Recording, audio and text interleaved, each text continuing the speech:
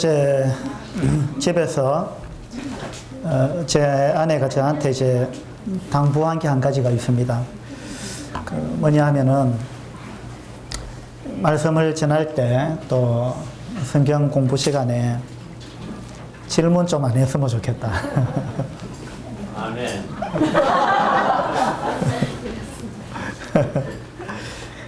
질문을 좀 안 했으면 좋겠다. 질문을 받으면 안 취해진다. 또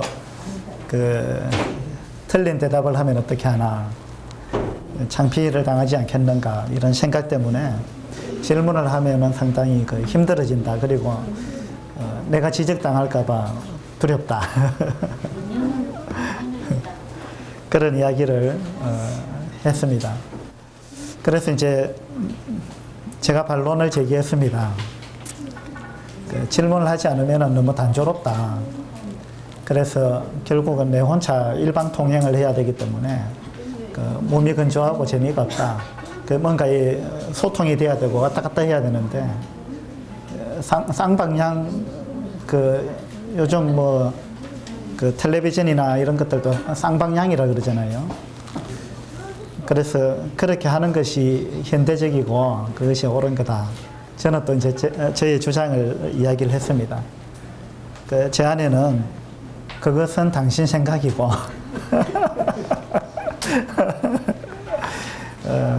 우리들 생각은 그렇지 않다.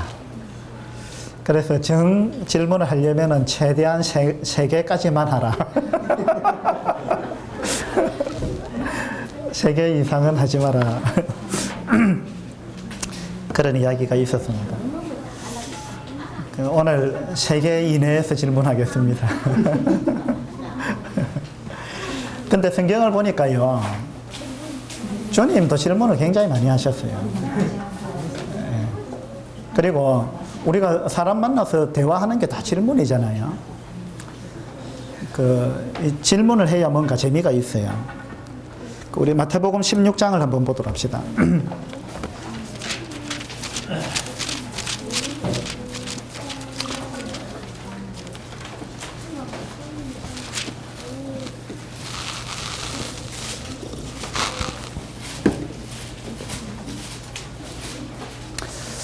마태복음 16장 13절입니다. 16장 13절. 예수께서 빌립보 가이사랴 지방에 이르러 제자들에게 물어 이르시되 사람들이 인자를 누구라 하느냐 이르되 들으는 세례 요한, 들으는 엘리야, 어떤 이는 예레미야나 선지자 중에 하나라 하나이다. 이르시되 너희는 나를 누구라 하느냐. 여기 이제 주님께서 2가지 질문을 하셨습니다. 사람들이 인자를 누구라고 하느냐 이렇게 질문을 하셨습니다. 그래서 이제 제자들이 대답하기를, 어떤 사람들은 예수님을 세례 요한이라 하는 사람도 있고, 어떤 사람은 엘리야라 하는 사람도 있습니다. 또 어떤 사람은 예레미야나 선지자 중에 하나라 이렇게 이야기하는 사람들이 있습니다. 이렇게 대답을 했습니다. 사람들이 예수님이 누군지 잘 모르는 사람들은 이렇게 대답을 하는 겁니다. 예수님은 훌륭한 사람 중에 한 사람이다. 훌륭한 삶을 살았던 그런 사람 중에 한 사람이다. 그래서 어떤 사람들은 예수님은 훌륭한 선생이다. 또 예수님은 4대 성인 중에 한 사람이다.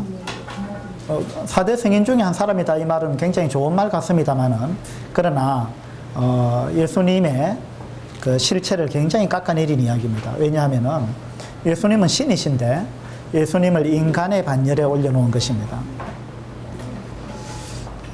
그래서 이제 예수님이 제자들한테 물었죠. 사람들이 인자를 누구라 하느냐 이렇게 물었습니다. 이 질문은요, 동일하게 우리들에게도 해당되는 질문입니다. 주님께서 오늘 우리들에게 이렇게 질문하시는 겁니다. 사람들이 나를 누구라고 하느냐, 이런 질문과 아울러 한 가지 더 질문하셨죠. 너희는 나를 누구라 하느냐. 너희는 나를 누구라 하느냐. 사람들은 나를 그렇게 보고 있는 모양인데 너희는, 나를 따라다니는 나의 제자들이 너희들은 나를 누구라고 하느냐. 내가 누구라고 생각하느냐? 이렇게 질문하셨습니다. 이 시간 저희들에게 주님이 질문하시는 것입니다. 여러분은 어떻게 대답하시겠습니까? 너희는 나를 누구라 하느냐? 예수님이 누구시죠? 제가 첫 번째 질문합니다. 틀려도 되니까 대답 한번 해보세요. 예수님이 누구십니까?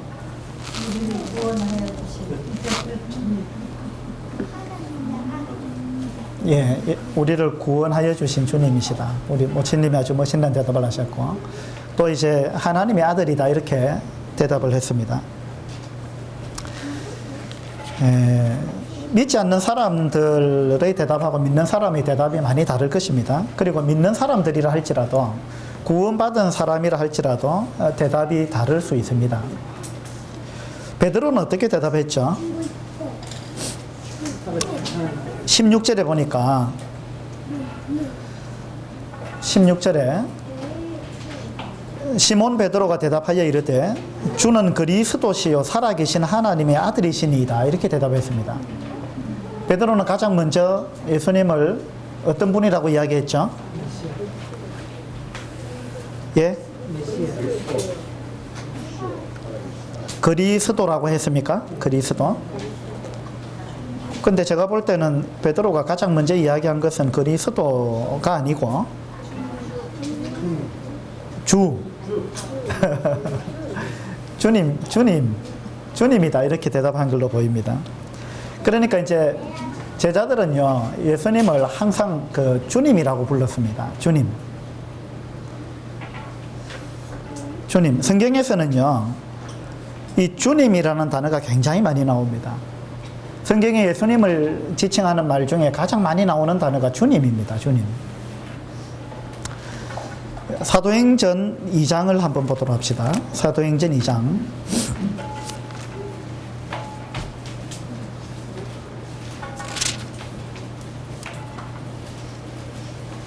사도행전 2장 36절입니다. 그런즉 이스라엘 온 집은 확실히 알지니 너희가 십자가에 못 박은 이 예수를 하나님이 주와 그리스도가 되게 하셨느니라. 주와 그리스도가 되게 하셨다. 주가 먼저입니다. 주. 성경에서는 주 예수 그리스도, 이런 순서로 많이 등장하는 겁니다. 주님이 가장 먼저 나오죠. 주와 그리스도가 되게 하셨다.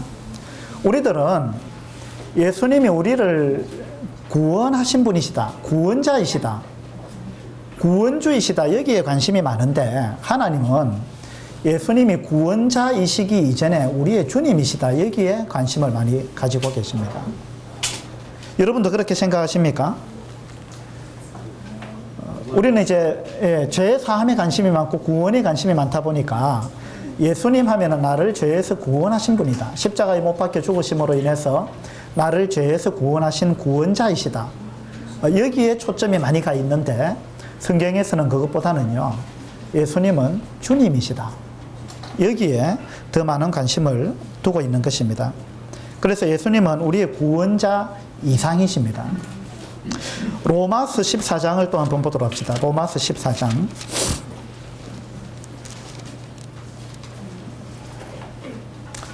로마서 14장 9절입니다. 14장 9절.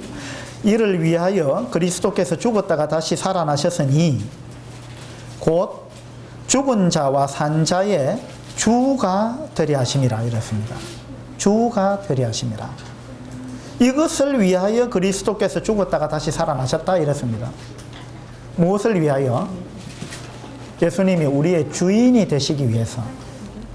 그러면은 예수님이 십자가에 죽으신 목적은요, 단지 우리를 죄에서 구원해가지고 죄 사함을 주고 그렇게 해서 하늘나라에 데려가는 데 목적이 있었던 건 아닙니다. 그것이 전부가 아니라는 이야기예요. 우리가 죄 사함 받고 하늘나라 가는 것, 이거 대단히 중요한 것이지만, 그것보다 하나님의 관심은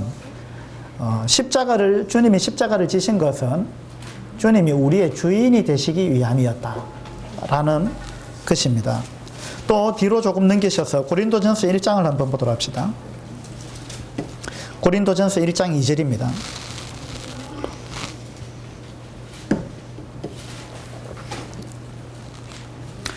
1장 2절 고린도에 있는 하나님의 교회 곧 그리스도 예수 안에서 거룩하여지고 성도라 부르심을 받은 자들과 또 각처에서 우리의 주 곧 그들과 우리의 주 되신 예수 그리스도의 이름을 부르는 모든 자들에게 그렇게 기록되어 있습니다. 주라는 단어를 굉장히 강조하고 있죠. 그 다음에 골로새서 3장 24절에도 이는 기업의 상을 주께 받을 줄 아나니 너희는 주 그리스도를 섬기느니라 이렇게 나와 있습니다. 주 그리스도. 그래서 성경에서는 주님이라는 단어를 아주 많이 기록하고 있고 또 무엇보다도 주님의 호칭을 열거하면서 가장 앞에 나오는 것이 주님이라는 단어라는 것입니다. 항상 그런 건 아니지만은 이런 식으로 많이 기록하고 있다는 겁니다. 우리도 주 예수 그리스도 이런 이야기를 많이 하잖아요. 주 예수 그리스도. 그리스도라는 단어보다도 주라는 단어를 이제 먼저 언급하는 경우가 많습니다. 그래서 저도 이것이 이제 입에 배였는데 우리가 기도하고 마칠 때 주 예수 그리스도 이름으로 기도합니다. 이런 식으로 많이 하잖아요. 그래서 우리는 이제 입으로는 이렇게 부르는데 우리의 삶 가운데서 진정 주님을, 예수님을 나의 주인으로 인정하고 있느냐라는 부분을 오늘 우리가 한번 생각해 보고자 하는 겁니다. 어떤 그리스도인들은 예수님이 나의 구원자이시다라는 것은 믿고 인정하는데 예수님이 내 삶에 있어서 주인이다라는 사실, 이 부분은 잘 인정 안 하려고 하는 분들이 있어요. 그건 다른 말로 하면 예수님이 십자가에 죽어 주셔서 내 죄를 감당해 주신 거, 그것 제가 감사하게 받겠습니다. 그 이상은 요구하지 마세요. 라는 의미가 되는 거예요. 그래서 나는 구원은 받았고 하늘나라는 가니까 그것으로 나는 족하고 만족하고 그 이후로 구원받았기 때문에 구원받은 이후로는 이제 나는 내 생각대로 살랍니다.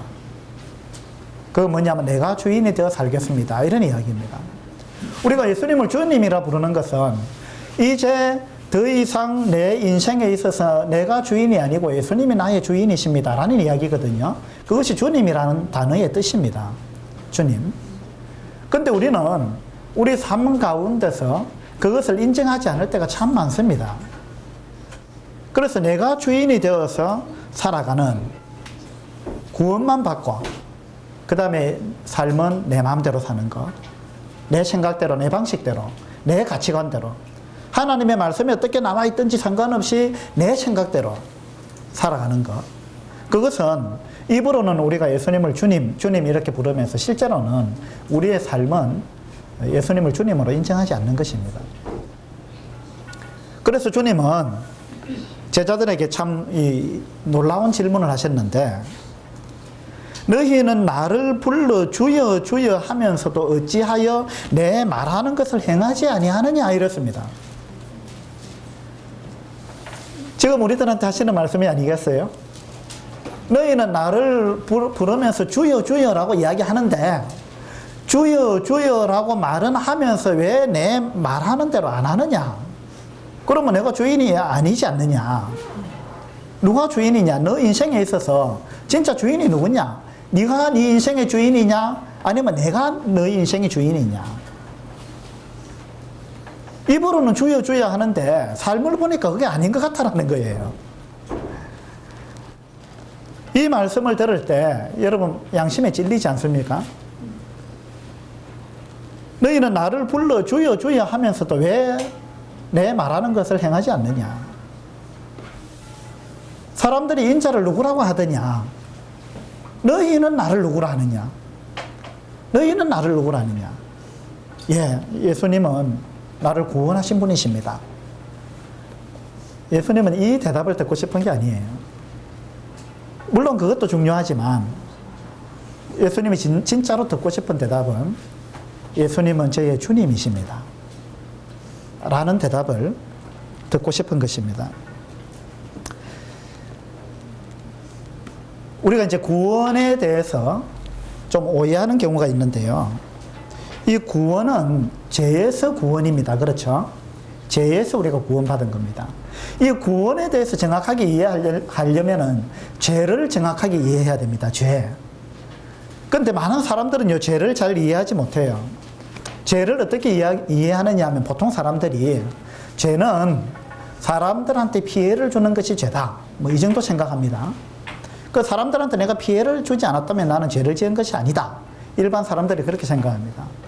그 다음에 죄는 이 사회 법규를 어기는 것이 죄다. 그러니까 사람들한테 피해를 주지 않기 위해서 정해놓은 여러 가지 법규들이 있는데 그 법규를 어기는 것이 죄다. 뭐 이 정도로 생각합니다. 또 이제 우리 그리스도인들은 뭐 마음으로 나쁜 생각을 품는 거, 뭐 이런 것이 죄가 아니냐 이렇게 생각합니다. 그런데 성경에서 이야기하는 죄의 본질은요, 이거하고 좀 다릅니다. 성경에서는 죄를 그렇게 이야기하고 있지 않습니다. 그것도 죄지만은 그것은 죄의 극히 일부에 해당하는 거예요. 죄의 아주 변두리에 해당하는 겁니다. 그러면은 하나님이 말씀하시는 죄는 뭐냐? 죄는 근본적으로요, 하나님이 우리의 창조주이시고 우리의 주인이신데 하나님이 우리의 창조주라는 사실을 인정하지 않는 것, 하나님이 나의 주인이라는 걸 인정하지 아니하고 내가 내 인생의 주인이다 생각하고 내 생각대로 사는 것, 이것을 하나님은 죄라 그러는 거예요. 그것이 성경에서 이야기하는 근본적인 죄입니다. 그래서 이 성경에서 이야기하는 죄는요, 우리의 주인 대신 하나님을 떠나서 독립해가지고 내가 하나님의 주인이 하나님이고 하나님 밑에서 하나님의 어떤 그 하나님을 의지해서 하나님의 지시를 받아서 하나님의 뜻에 순종해서 살지 않고, 하나님 나를 간섭하지 마세요. 내 인생은 내가 살겠습니다. 내가 알아서 하겠습니다. 내 인생은 내 것입니다. 내가 주인입니다.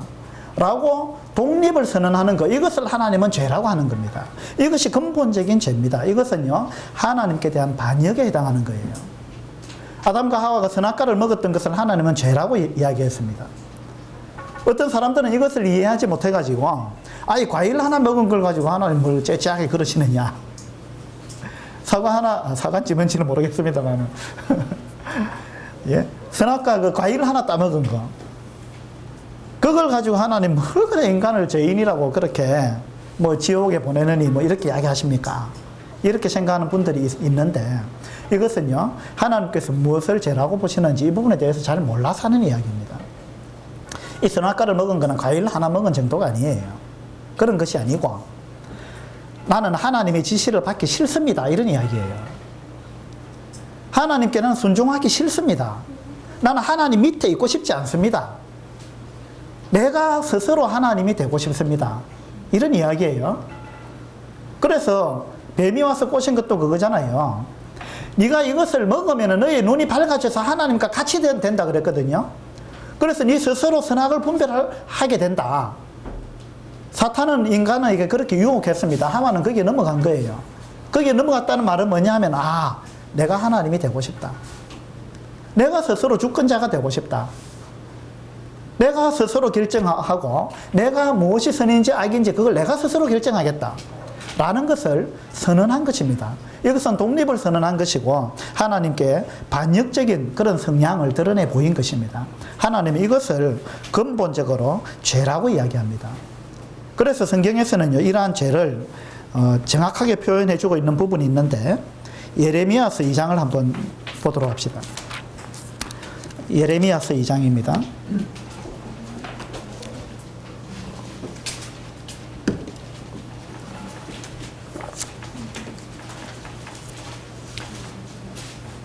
(2장 13절) 구약 1051페이지 부분입니다. 예레미야 2장 13절, 내 백성이 두 가지 악을 행하였나니. 자, 하나님은요, 우리 인간을 보고 너희들이 내 앞에서 죄를 지었는데 그것은 근본적으로 두 가지다, 이렇게 말씀하셨어요. 이거 두 가지는 어떻게 보면 한 가지나 마찬가지예요. 근데 하나님이 이제 두 가지로 표현했는데, 내 백성이 두 가지 악을 행하였나니 곧 그들이 생수에 거는 데는 나를 버린 것과, 이것이 첫 번째입니다. 인간의 죄의 첫 번째는 뭐냐면 하나님을 버린 거예요. 하나님이 나의 주인이라는 사실을 인정하지 않은 겁니다. 우리 인간이 피조물이라는 사실을 거부한 겁니다. 내 백성이 두 가지 악을 행하였나니 곧 그들이 생수에 거는 데는 나를 버린 것과, 이것이 첫 번째고, 두 번째는 뭐죠? 스스로 웅덩이를 판 것인데, 이것이 두 번째입니다. 스스로 웅덩이를 팠다. 뭐예요? 내가 알아서 하겠습니다. 그 말이에요. 생수에 거는 되시는 분이 하나님이신데 하나님을 버리고 내가 스스로 생수에 거는이 되겠다. 내 목마름 내가 해결하겠습니다. 하나님 나한테 간섭하지 마세요. 이런 이야기입니다. 이것이 우리 인간이 행한 죄입니다. 하나님은 우리 인간의 죄를 이렇게 두 가지로 요약하고 있습니다. 19절에도 비슷한 말씀인데 한번 보도록 하죠. 19절, 내 악이 너를 징계하겠고 내 반역이 너를 책망할 것이라. 반역이라 그랬죠. 반역. 우리가 하나님의 주인 되심을 인정하지 않는 것, 이것은 반역입니다. 주인을 주인으로 인정하지 않는 것이니까 반역이죠. 내 악이 너를 징계하겠고 내 반역이 너를 책망할 것이라. 그런즉 내 하나님 여호와를 버림과, 이것이 첫 번째 죄입니다. 내 하나님 여호와를 버림과, 두 번째, 내 속에 나를 경외함이 없는 것이 악이요, 이렇습니다. 이것이 죄입니다. 하나님을 경외함이 없는 것, 하나님 두려워하지 않는 겁니다. 하나님이 뭐라고 말씀하시든지 나는 상관하지 않겠습니다. 나는 내 생각대로 살겠습니다. 이것이 하나님을 경외하지 않는 것입니다. 하나님은 성경에서 이것을 근본적인 죄라고 이야기합니다. 이것은 죄의 근본이고 죄의 뿌리입니다. 나머지 죄들은요, 이 뿌리에서부터 나오는 열매에 해당하는 거예요. 그러니까 우리가 거짓말하는 거, 그죠? 사기치는 거, 간음하는 거, 속이는 거, 미워하는 거, 이런 것, 이런 모든 죄들은요, 하나님을 주인으로 인정하지 않고 하나님의 말씀대로 살지 않고 내 생각대로 살겠다는 거기서부터 파생된 죄들인 거예요. 그러니까 근본적인 죄는 하나님이 나의 주인이라는 사실을 인정하지 않는 것, 이것이 성경에서는 근본적인 죄라고 말씀하는 겁니다. 그러면은 우리가 구원받았다는 말은 무슨 말입니까? 여기에서 우리가 돌아섰다는 이야기예요. 구원받았다는 말은 그냥 죄 용서받고 하늘나라 간다, 이 정도가 아니고 내 인생의 태도를 완전히 바꾸었다는 이야기예요. 내가 옛날에는 아담과 하와처럼 내가 주인이 되어서 살아왔는데, 내가 예수님을 알기 전까지는 내가 내 인생의 주인이었고 내 생각대로 내 인생을 살아왔는데, 알고 보니까 그것이 아니군요. 하나님이 바로 나의 주인이시군요. 이걸 내가 깨달았습니다. 이제부터 하나님이 나의 주인이십니다. 그래서 나는 하나님을 나의 주님으로 인정하고 하나님의 뜻대로 살겠습니다. 이제 더 이상 내 뜻대로 살지 않겠습니다. 내 뜻대로 사는 게 죄거든요. 더 이상 내 뜻대로 살지 않겠습니다. 이것이 구원입니다. 여러분 그렇게 생각하십니까? 이것이 구원이에요. 자, 스크린을 한번 봐주세요.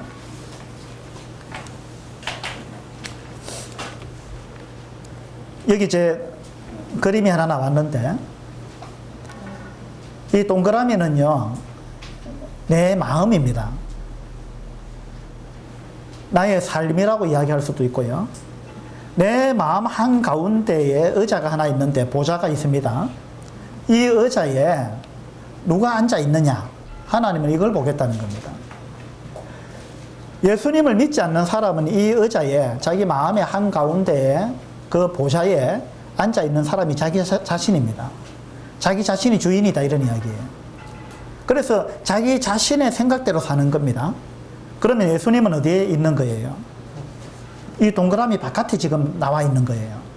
그러니까 예수님은 전혀 이 사람하고 상관이 없는 겁니다. 예수님은 내 바깥에 있는 것이고, 내 속에 어느 곳에도 예수님이 안 계신 거, 내 속에는 온통 나만 있는 거예요. 내가 주인이죠.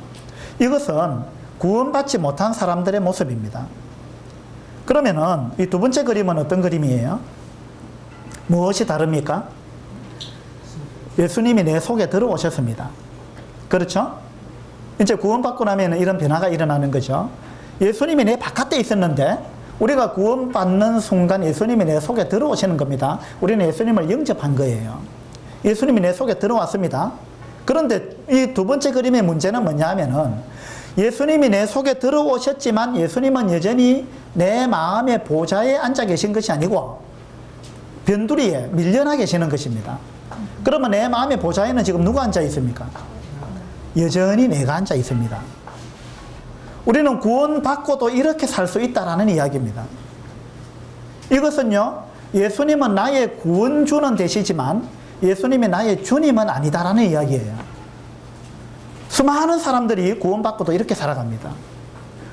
예수님이 나를 구원해 주신 것은 내가 인정하는데 예수님이 내 삶의 주인이라는 거, 그건 나 인정하지 못하겠습니다.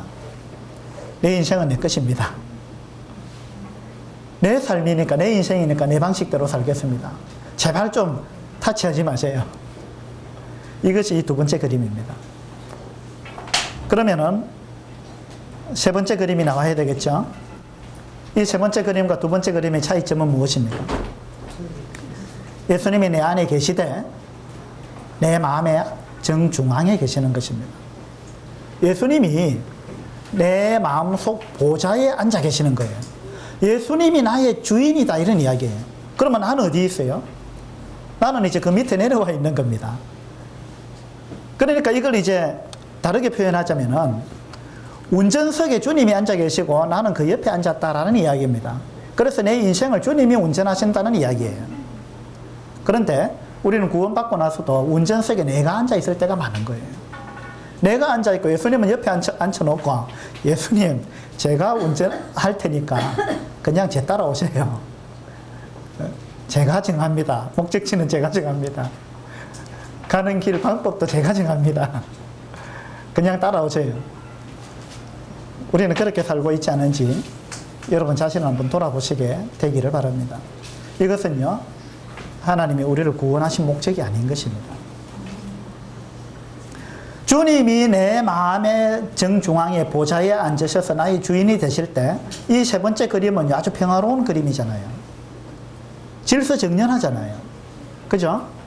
그런데 두 번째 그림이나 첫 번째 그림은요, 보세요. 뭔가 혼란스럽잖아요. 이건 뭔가 내가 주인일 때는 내 인생이 내가 주인이면 내가 운전을 하면 잘 될 것 같아도 절대 그렇지 않다는 이야기예요. 그것은요, 혼돈이고 혼란인 것입니다. 이것을 우리가 올바로 깨닫고 주님, 이제부터 주님이 말 그대로 저의 주인이 되어 주십시오. 제가 이제까지 주인이 되어서 살아왔는데 그것은 실패작이었고 그것은 제가 분수를 모르는 것이었고 제가 너무나 인생을 잘못 살아왔습니다 라는 것을 고백하고 우리가 구원받았다는 말은 예수님을 나의 구원주로 할 뿐만 아니라 예수님이 내 삶의 모든 분야에 있어서 나의 주인이십니다 라는 것을 인정하는 것입니다. 우리가 원래 이제 표어로 삼고 있는 것이 삶으로 예배하자라는 것이잖아요. 삶으로 예배하자. 그럼 우리가 도대체 삶으로 예배하는 것이 뭐겠습니까? 삶으로 예배하는 거. 우리의 삶이 예배가 되는 거, 이게 뭐냐는 거죠. 삶이 예배가 되는 것은 바로 이와 같은 겁니다. 내 삶의 모든 분야에 있어서 날마다 또 매 순간마다 내가 주인이 되는 것이 아니고 예수님이 나의 주인이 되는 거. 내 삶의 모든 순간순간마다 주님의 뜻에 내가 따르겠습니다. 주님의 뜻이라면 내가 기꺼이 그렇게 하겠습니다. 라는 것을 인정하는 것, 이것이 바로 우리가 예배하는 삶, 그런 거 아니겠습니까? 원래 우리가 이와 같은 변화가 일어나게 되기를 바랍니다. 사실은요, 우리가 구원받는 순간 이렇게 변화돼야 되는 거예요. 구원받는 순간부터 예수님이 우리의 주인이 돼야 되는데 이게 좀 안 되신 분들이 있다는 거죠. 그죠? 그래서 만약에 아직까지도 예수님을 구원자로만 인정하고 내 삶의 모든 영역에 있어서 주인으로 인정하지 않고 계신 분이 계시다면 이 시간부터 바꾸시게 되기를 바랍니다. 주인을 바꾸시게 되기를 바랍니다.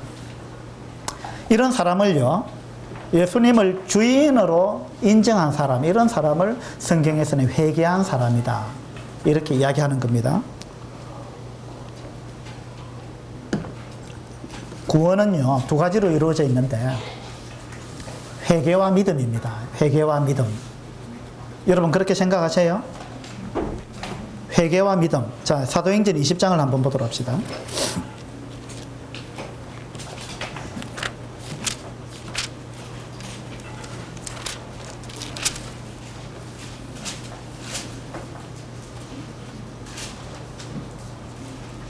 사도행전 20장 21절입니다.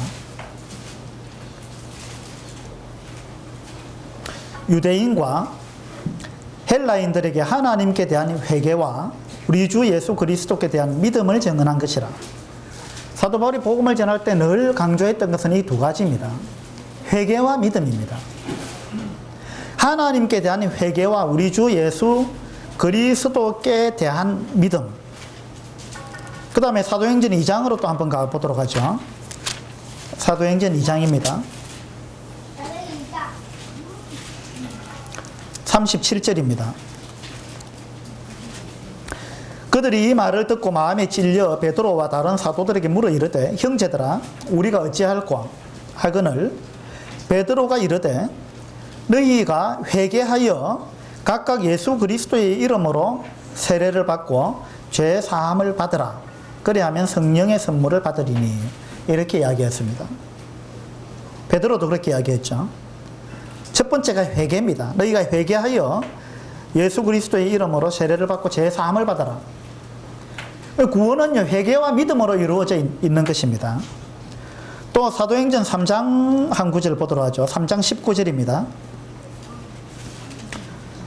19절. 그러므로 너희가 회개하고 돌이켜 너희 죄 없이 함을 받아라. 이같이 하면 새롭게 되는 날이 주 앞으로부터 이를 것이요. 이렇게 나와 있습니다. 여기서도 회개를 먼저 언급했습니다. 회개는 곧 돌이키는 것입니다. 회개하고 돌이켜 이랬죠. 이 회개에 대해서 많은 사람들이 오해하고 있습니다. 어제도 제가 이제 목욕탕에 갔었는데, 목욕탕에서 이제 고등학교 2학년짜리 남학생을 한 명 만났습니다. 굉장히 얼굴이 선하게 생겼어요. 저는 이제 대학생인 줄 알았는데, 물어보니까 고등학교 2학년 된다 그러더라고요. 이 학생이 좀 이 정신장애를 앓고 있는 그 초등학생을 몇 명 데리고 와가지고 목욕을 시켜주고 있더라고요. 아마 좀 봉사활동을 하는 것 같았어요.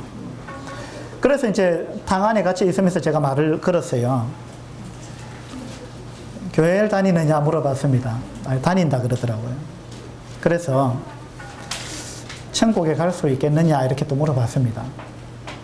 잠시 머뭇거리다가 갈 수 있습니다 이렇게 이야기했어요. 좀 자신이 없어 보였어요. 그래서 다시 또 질문을 했죠. 천국은 죄가 없어야 가는데 그 부분에 대해서 어떻게 생각하느냐 물어봤습니다. 열심히 회개하고 있습니다 이랬어요.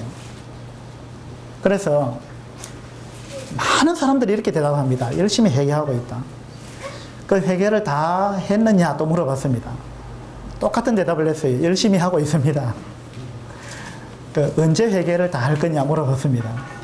열심히 해야죠. 그 학생의 대답은 열심히 해야죠. 이게 전부였어요. 그러니까 회개에 대해서 많이 오해하고 있는 거예요. 교회 다니는 수많은 사람들이 회개를요, 자기가 지었던 죄를 열거해서 하나님께 아뢰고 이 죄를 용서해달라고 울부짖고 비는 것, 이것을 이제 회개라고 많은 사람들이 생각합니다. 그러나 성경에서 이야기하는 회개는 그게 아닙니다. 성경에서 이야기하는 회개는 돌이키는 거예요. 성경에서 이야기하는 회개는 지금까지는 네가 너의 주인이 되어서 살아왔는데 사실은 너의 주인이 너가 아니다, 하나님이다.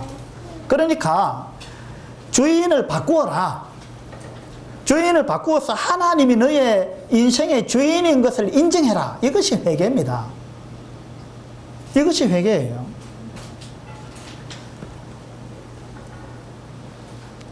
이 두 번째 그림이 아니고 세 번째 그림이죠. 세 번째 그림처럼 주님을 영접해서 내 마음의 보좌의 중심에 앉히는 것, 이것을 하나님은 회개라고 이야기하는 겁니다. 회개. 근데 이제 수많은 사람들이 회개에 대해서 오해하고 있죠. 우리들도 이 구원에 대해서 좀 오해하는 부분이 있어요. 그건 뭐냐면은 구원은 그냥 죄 사함을 받는 것이다. 천국 가는 거다. 그 정도로 생각하는 거예요. 그 정도가 아니고 구원은 믿음과 또 하나가 뭐라 그랬죠? 회개입니다. 우리는 어쩌면은요, 회개 없는 믿음만 갖고 있는지 모릅니다. 일반 교회의 수많은 사람들은 믿음 없는 회개를 하고 있습니다. 그것도 정확한 회개가 아니고 자기 죄를 열거해서 비는 거, 그런 회개를 하고 있어요. 그것으로 구원받으려고 합니다. 그런데 우리들은 십자가의 보혈을 믿는 믿음은 정확하게 가지고 있는데 어쩌면은 이 회개를 놓쳐버렸는지도 모릅니다. 그런데 성경에서는 더 많이 강조하고 있는 것은 회개입니다. 회개. 이것은 우리 죄를 용서해달라고 울부짖는 그런 회개가 아니고 정말로 주인을 바꿨느냐, 이런 이야기입니다. 하나님께 대한 회개와 주 예수 그리스도께 대한 믿음, 이것을 사도들은 늘 강조했습니다. 그래서 내가 이제 더 이상 주인이 아닌 것, 이것을 성경에서는 내가 죽었다, 이렇게 표현합니다. 갈라디아서 2장 20절에 어떻게 나와 있죠? 내가 그리스도와 함께 십자가에 못 박혔나니. 그런 적 이제는 내가 산 것이 아니요 내 속에 그리스도께서 사신 것이다. 그죠? 내가 그리스도와 함께 십자가에 못 박혔나니, 이것을 인정하는 거예요. 내가 죽었다. 이제 더 이상 내가 주인이 아닙니다. 이것을 인정하는 거, 이것이 진짜 회개한 자입니다. 자, 스크린 한번 봐주세요. 여기도 이제 두 가지 그림이 있는데, 왼쪽에 있는 그림은 이 배죠, 배의 선장이 누구냐, 이런 이야기입니다. 왼쪽에 있는 그림의 선장은 누굽니까? 내가 선장입니다. 그 예수님은 그냥 옆에 계시는 겁니다. 이러한 삶은 육신이 지배하는 삶이다, 이렇게 나와 있죠. 그런데 우리가 이제 십자가를 통과하게 되면은, 십자가를 통과한다는 말은 내가 죽었다는 이야기예요. 더 이상 내가 주인이 아니다, 이런 이야기입니다. 십자가를 통과해서 오른쪽 그림으로 넘어가게 되면은 이제 이 선장이 바뀐 것입니다. 선장이 누굽니까? 선장이 이제 그리스도입니다. 그리스도.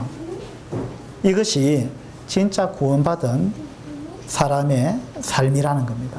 진짜 구원받은 사람의 삶. 이 삶은 순간순간마다 예수님이 주인이라는 걸 인정하는 거예요. 예수님의 말씀에 우리가 순종하는 겁니다. 더 이상 내 뜻대로 사는 것이 아닙니다. 주님이 이 땅에 오셔서, 예수님이 이 땅에 오셔서 이것을 우리한테 삶으로 보여주셨습니다. 예수님은 늘 기도하셨어요. 그리고 아버지의 뜻대로 행하기를 원한다. 아버지께서 시키신 일을 내가 하기를 원한다. 예수님은 자꾸 그렇게 말씀하셨어요. 십자가를 앞두고도 겟세마네에서 예수님이 기도하신 건 그거잖아요. 아버지여, 만일 할만하시거든 이 잔을 내게서 옮기시옵소서. 그러나 뭐라 그랬어요?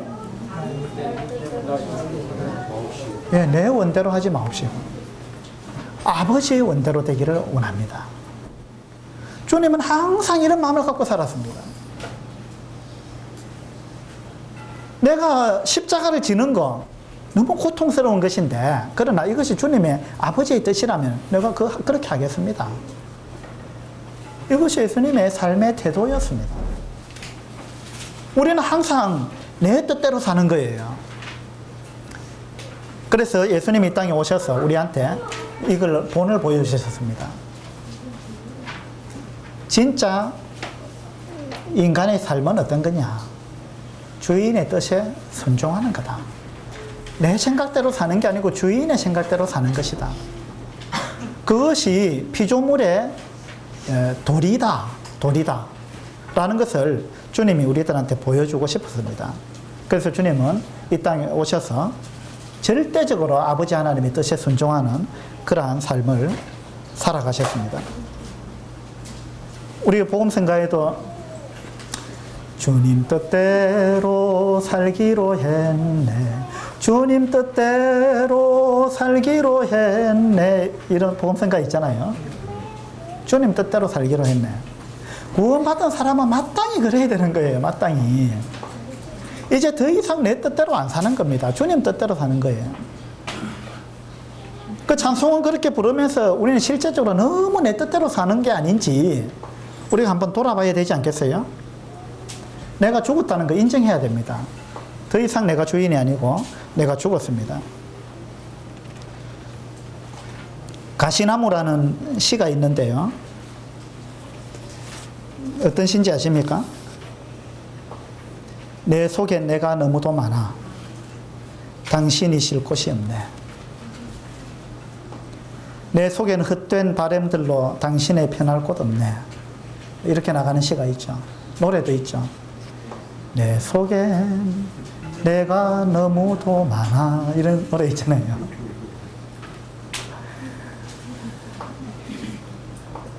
여러분 자신을 한번 돌아보죠. 여러분 속에 여러분이 얼마나 많이 있는지. 주님은 없고, 주님은 변두리에 그냥 이렇게 모셔놓고, 온통 내 속에 내가 가득 차가지고, 모든 것이 내 방식대로, 내 생각대로, 내 뜻대로, 내 기분대로, 내 자존심.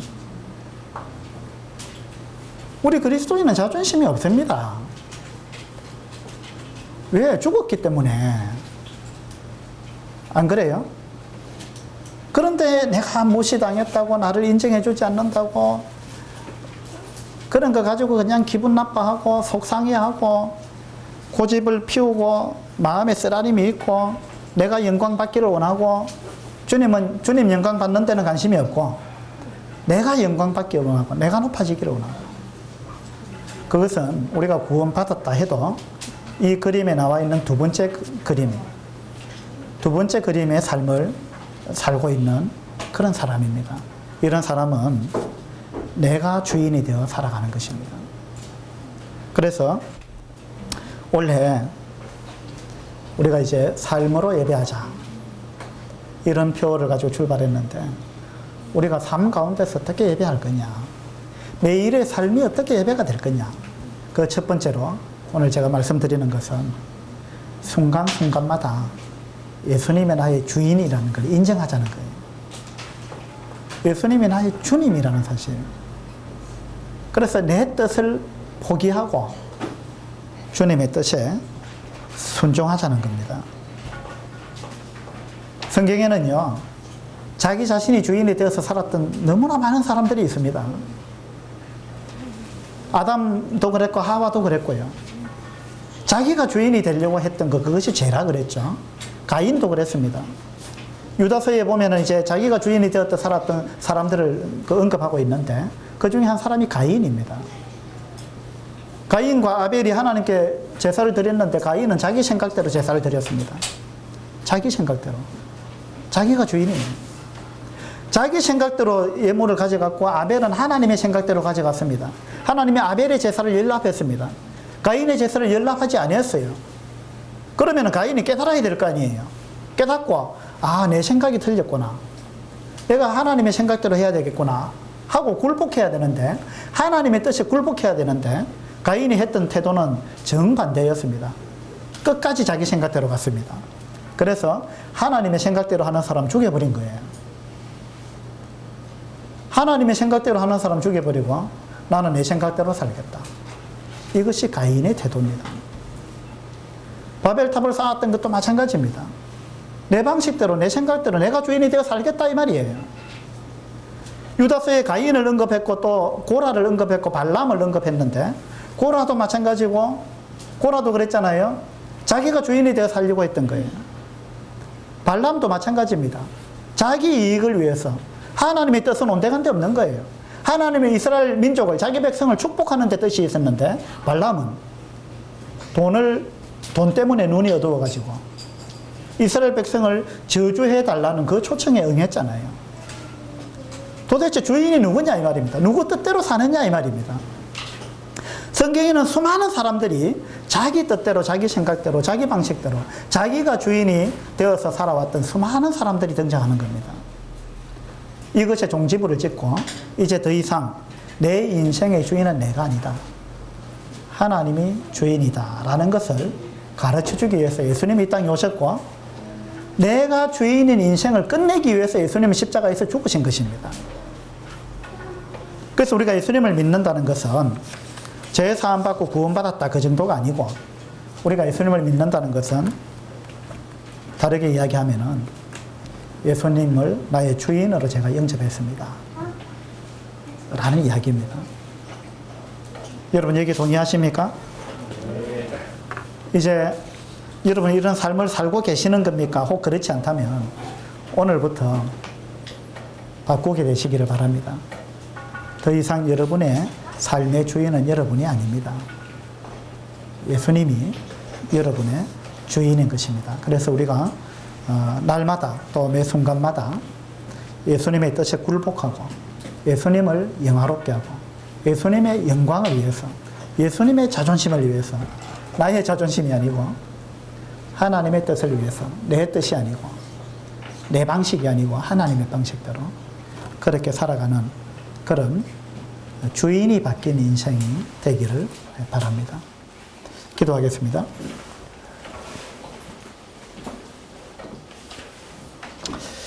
아버지 하나님, 오늘 저희들이 이 도대체 구원이란 무엇인지, 또 죄란 무엇인지, 또 회개가 무엇인지, 그리스도인의 삶이 무엇인지 이런 부분에 대해서 생각해 보았습니다. 하나님께서 생각하시는 근본적인 죄는 하나님의 주인됨을 거절하고 내가 주인이 되겠다는 것이었습니다. 저희들은 오랫동안 그렇게 살아왔습니다. 그러나 하나님이 저희들의 주인이 되셔야 마땅한 것을 이제 저희들이 깨닫게 되었습니다. 저희들이 구원받았다는 것은 죄 사함 받은 그것으로 끝나는 것이 아니고 주인이 바뀌었다는 것을 의미하는 것을 또 깨닫게 되었습니다. 그래서 하나님께 대한 회개와 우리 주 예수 그리스도께 대한 믿음, 이것이 구원이라고 말씀하셨는데 저희들이 이 두 가지를 동시에 가지고 있는지 이러한 부분들을 다시 한번 생각해 보게 되었습니다. 이 말씀을 저희들 마음에 새기고 저희들이 더 이상 내가 주인이 된 그러한 삶을 살지 않도록 주님 도우시게 되기를 바랍니다.